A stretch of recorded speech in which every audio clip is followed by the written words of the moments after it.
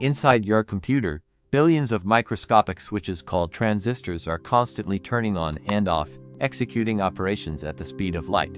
This is the foundation of everything a central processing unit does. But how does this small piece of silicon actually turn raw ones and zeros into a smooth video game experience or high-end render? It follows a continuous, ultra-fast loop known as the instruction cycle.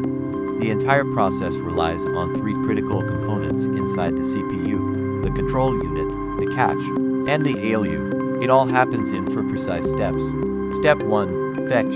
Every action you take starts as an instruction stored in your system's RAM. When the CPU needs to execute a command, it retrieves this instruction. However, because system RAM is too slow to keep up with a modern processor, the CPU temporarily moves these instructions into a superfast internal storage space called the cache.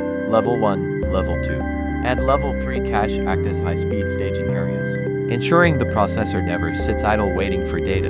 Step 2. Decode. Once the instruction is fetched and securely placed in the processor's internal registers, the control unit takes over.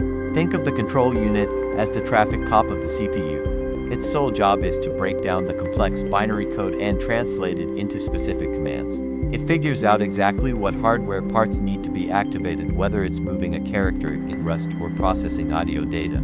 Step 3. Execute. Now, the heavy lifting begins. The control unit sends the decoded signal to the arithmetic logic unit, or the ALU. This is the actual calculator of the processor. The ALU performs all the necessary mathematical calculations, like addition and subtraction, and executes the logical comparisons required by the software. Step 4. Store. Finally, the result of the calculation must be saved. The CPU writes the output back into its memory registers or sends it back to the system RAM so your graphics card or operating system can instantly use it. This entire four-step cycle happens billions of times every single second. The speed of this cycle is determined by the CPU's clock rate, measured in gigahertz. For example, a processor running at 5 GHz completes 5 billion cycles per second. To handle even more workload, modern CPUs are split into multiple physical cores, allowing the processor to run several of these instruction cycles completely in parallel. Subscribe for more systematic hardware guides. See you in the next explanation.